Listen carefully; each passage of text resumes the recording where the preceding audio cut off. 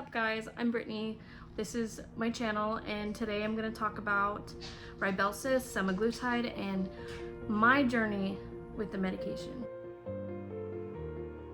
Alright guys, I got my cup of Earl Grey tea. I don't know if you guys like tea or not, but I need this. I have a lot of heavy things to talk about today, and I really just wanted to do it because it's something that I've experienced personally, and I don't think a lot of people are talking about this sort of thing, especially with these big drugs that are everywhere. You see them all over the place, like big time. Everywhere you look on the internet, you're gonna see ads, videos, people talking about these drugs with semaglutide in them, and things like Ozempic, Wegovy, this one right here, Rybelsus.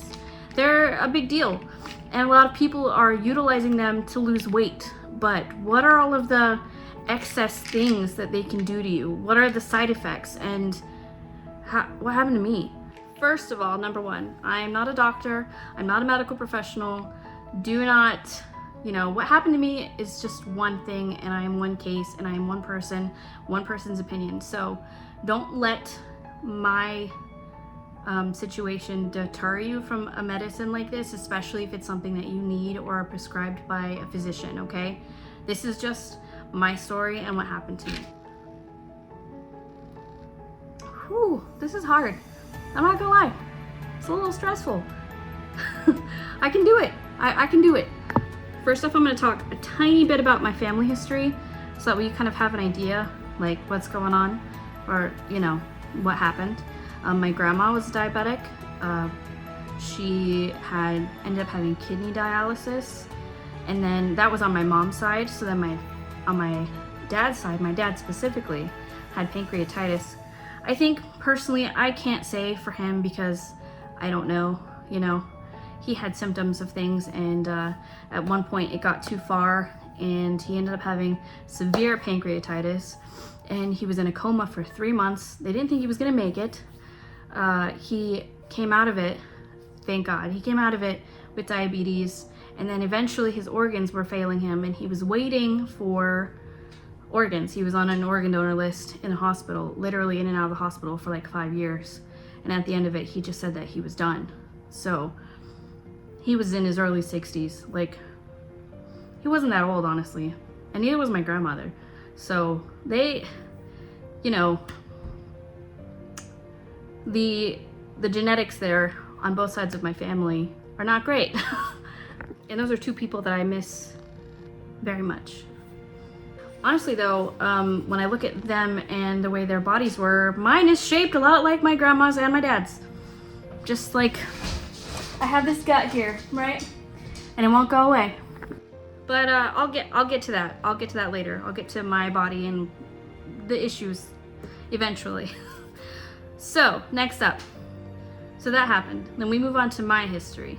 Also, I'm sorry if this is a little all over the place. This is kind of like a very vulnerable thing for me, but I know that if I share this story and one other person relates to it, like, it's meaningful, and maybe you won't feel alone, or maybe I won't feel alone, because I know that a lot of people have had huge success stories with these medications, but mine is not so great. Anyway, back to what we were talking about. I got pregnant when I was 19, had my first daughter at 20. She's amazing, the most amazing person ever. After her, I kind of put on weight. I put it on, and it didn't go anywhere for years. So then later with my second pregnancy, Riley, I actually didn't know I was pregnant for like 4 or 5 months. And I didn't know that that was actually a symptom of PCOS. I had my period for like 5 months up until I realized I was pregnant. And then I went to the doctors and they were like, oh, you're having a baby. And I was like, what? Excuse me? Yeah, so be careful, okay? Anyway, years down the road, let's say, we'll go to like 2017, right? I started trying to diet to lose weight. And at that time I was working in fast food, which wasn't great for my diet at all, but whatever. And I started with diets and trying some exercise things and being healthy, and that continued for years up until 2020-ish, and I really dug in because I moved out here to Idaho, and I don't have access to fast food and stuff like that out here, so I cut all of that out of my diet. No fast food. I only drink water or like tea, maybe a cup of coffee occasionally in the morning. Very, very more healthy, I should say. It's not perfect. Nobody's perfect, but it's a lot better than it was. And I noticed that the weight was not going anywhere at all. So then I started having issues with, this is gonna get a little bit detail-y with PCOS, but anyway, I started having issues with PCOS symptoms, right? Aside from not losing weight, I was having periods literally every single day for like a year. And that was not good, right? So I went to a doctor, and we tried some different things. I tried more diet stuff for a while, and eventually I got put on this medicine, Rybelsus, right? And I was on it for 5 or 6 months, and it actually worked okay. Like, it worked pretty well. I was down to, I had lost like 40 pounds from when I had started, which was wonderful. Like, I was having a great time, right? Everything's great when it's successful, of course, right? Plot twist, not so much. So then I ended up having those period issues, and I went back to a doctor, and it took 3 different doctors.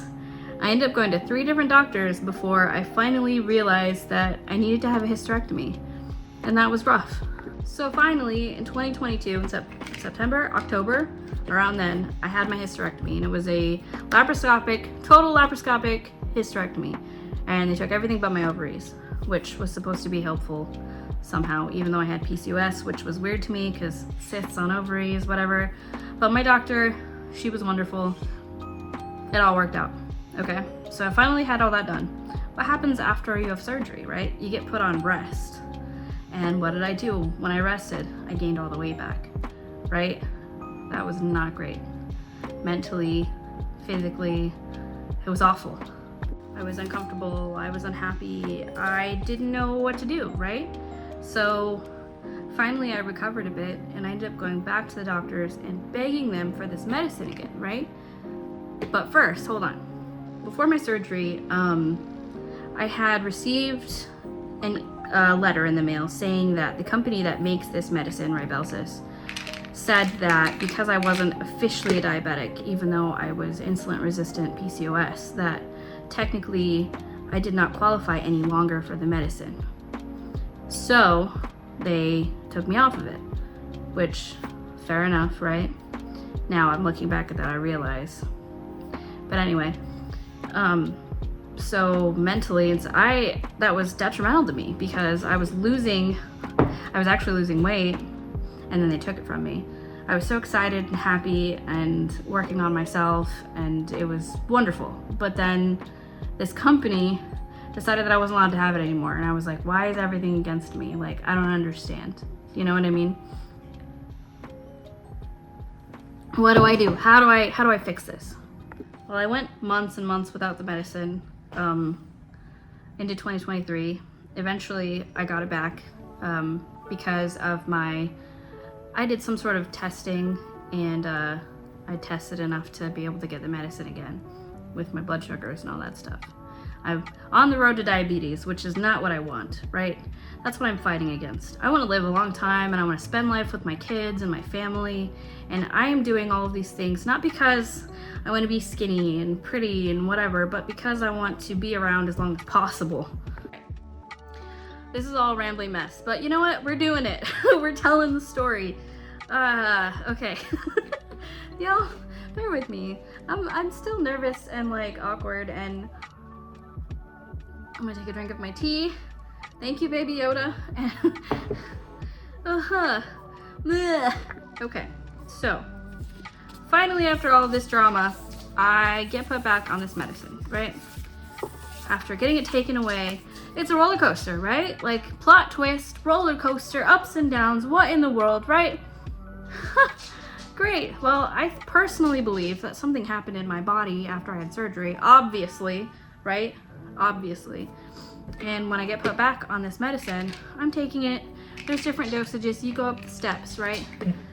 But I'm noticing that after all of these things, following the rules, eating a really strict, constrictive diet, which is not sustainable, to be honest. It's not.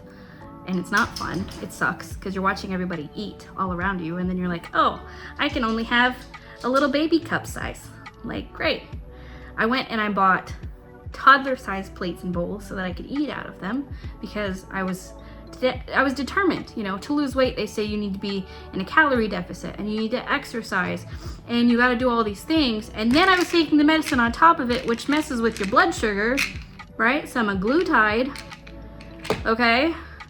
Nothing's been working, right? I'm taking this medicine for months. I'm working out. I'm doing all of these things. My body is not changing this time. Last time it worked. What's wrong with me? What am I doing wrong? What is the problem? And it's like it's poking at you emotionally, up and down, and all of these feelings, right? What do I do? Like, and all the while, I have anxiety. All the while, I'm getting ready to go to bed at night, and I'm getting pressure in my chest. Okay, like this is some serious things here. I'm going to lay down at nighttime, and I can feel my heart pounding in my chest, like really hard. And it's scary, and I don't want to tell anybody about it because it's scary. And what if something happens to me? And what if something's wrong? What do I do? Like, where do I go from here, right? So I went to the doctors, of course. What are you supposed to do? You're supposed to go to your doctors who are supposed to help you, right? Of course. That's what they're supposed to be doing. I'm doing all the things they told me to do. I'm doing the diet. I'm doing the things, and I'm still feeling like this, and I'm scared. So I go to the doctors, and we did an EKG, right? Check on my heart. What else are you supposed to do? Right? Okay. I do the EKG, and it comes back fine. Everything's great. My heart's healthy. Okay, well, that doesn't explain why I've been feeling this way at nighttime. And it's not because I'm stressed out. I know that stress can cause that. But let me tell you, as an anxious person, when you recognize that something's happening in your body, you realize it and actualize it, it just makes it worse. It made it worse for me. So I would feel these chest pressure things in my chest, and I felt it, and it would scare me. So it would get worse. So I'm like, oh, it's just my anxiety, right? So we upped my anxiety meds. Didn't change anything. So I'm like, you know what? I'm okay. Everything's all right. I'm ready for the next dosage, which is the highest dose, okay? It goes from 3 milligrams to 7 to 14. The highest dosage of this stuff you can get, right? I go to my appointment. I ask for the next dose. Everything's great. I tell my doctor. Except I've been having all of these symptoms all this time. This chest pressure, this no weight loss, all of these things. I go and tell her. Then it becomes like a goose hunt, okay? Like a wild goose hunt. And we go to the pharmacy and they say, well, Rybelsus is out of stock. What? We don't have it. It's on back order. We're not gonna have it. I'm like, great. Can you send it to another pharmacy? So I sent it to another pharmacy. I went there. They had one box and the lady didn't want to give it to me. She didn't want to give it to me. And then she says, well, you can get this one box, but you can't come back here because we're not gonna have it. You can try somewhere else. I'm like, okay, great. So we call another pharmacy. They don't have it. They're not gonna have it. So all the pharmacies in the area that I live in don't have this drug, right? They don't have it. They're not going to have it. It's on back order. I'm looking online for research. They're saying, okay, for anyone that's on these kinds of meds, they're saying that the out of stock is going to be until the middle of the year. So if there are people who are diabetic who are actually relying on this drug to help them, they're having a hard time right now. And anybody that knows, any of you that might know, because it's on back order. And I have some just sitting here. It's crazy. Anyway, so I'm like, what in the world? What do I do? What do I do right now? I need this medicine. Yes, I'm anxious. No, I don't care. You know, like, yeah, I'm getting chest pains, whatever, right? Okay, y'all, like, so I go home, and like, maybe, oh, here's another weird situation in the moment. We're in the one of the pharmacies. We're trying to get this medication. Okay, the one box that's left, the 14. It was a week ago, when the internet system went down for all the medical things. They couldn't charge insurance, so they couldn't give it to me anyway. On top of that, they go to ask me my name, and I said my maiden name, which is my dad's last name, which is weird because I haven't been a Cooper for years. And it just blurted out of my mouth, like out of nowhere, like, okay, thanks, Dad. Are you watching me right now? Because part of me feels like it was my dad telling me to stop. I'm not even joking. Like, it woke me up a little bit. It was weird. Okay. Anyway, that's separate. Okay. So anyway, I come home. I'm like looking at this and I'm like, well, whatever. So I decide out of nowhere, something that's like, hey, look at these symptoms in this packet that comes. So they give you this in the box. You get this literal book, right? It's thick book of things with this drug, right? Also, this is by the same people that make Ozempic. So, and Wegovy, they're the same brand. So this is literally the same thing, but it's just in pill form instead of an injection. So Ozempic and Wegovy are injections that you take weekly. This is one that you take every day, like a pill, and it tastes nasty. Anyway, so it's not like I could like switch to another one of their drugs because I would literally just probably have the same symptoms. Anyway, okay, so I'm looking in this book, right? This is separate. And it says, what is the most important information I should know about Rybelsus? Okay. Possible thyroid tumors, including cancer. What? So I'm reading through here. It says one of the main things that this drug can cause you is thyroid cancer. It can literally give you thyroid cancer. Well, what?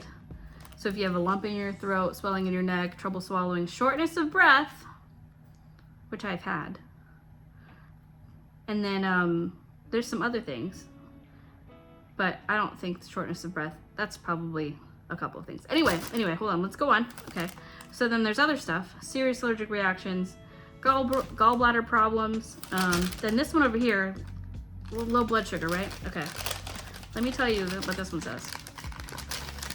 All right, I'm reading it out of the book that they give you, okay? Dizziness or lightheadedness, blurred vision, anxiety, irritability or mood changes, sweating, slurred speech, confusion or drowsiness. I'm tired all the time. On top of being PCOS, which makes you tired, I'm always sleepy, okay? Shakiness, weakness, headache, fast heartbeat, feeling jittery. There it is, right in the paper. It's in the paper. The one that they give you.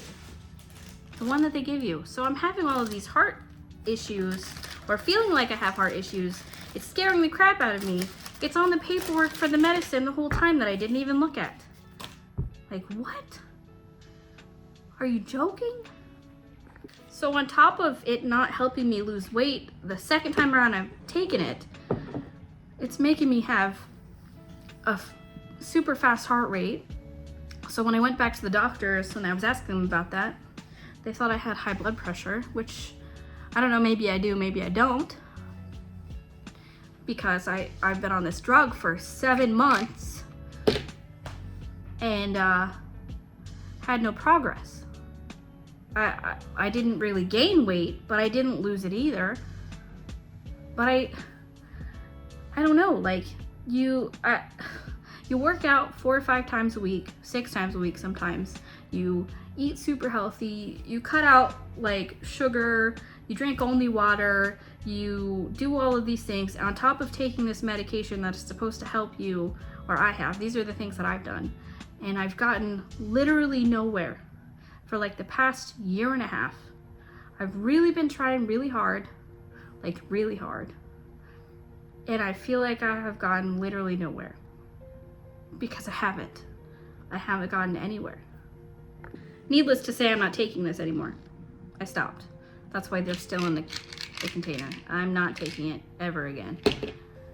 But it just kind of blows my mind. Like, don't be like me. Don't second guess yourself. on feelings in your body. Don't not read the paperwork that comes with your medications because you trust in your doctors, which is what it feels like we're supposed to be able to do. Because I did, and she said I would be fine, and I have not been. So don't do that. Also, just because this was my experience with this medication, it does not mean that it's going to be like that for you. If it's something that you're considering, just really talk to your doctor about it. And if you see symptoms or you have symptoms, don't take no for an answer. It's your body. You know when something's wrong. You know when something's off or feels off or not right. So make sure you voice them. Don't let them tell you you're fine if you don't feel like you're fine. I had to go to 3 different doctors before they helped me with my hysterectomy. 3, not, and it sucked. It was awful, and I waited a really long time, but I finally got it, and I'm better now. And this stuff, as I sit here and look at it in my hands, it's synthetic drugs that you're putting in your body. So yeah. So what am I gonna do now?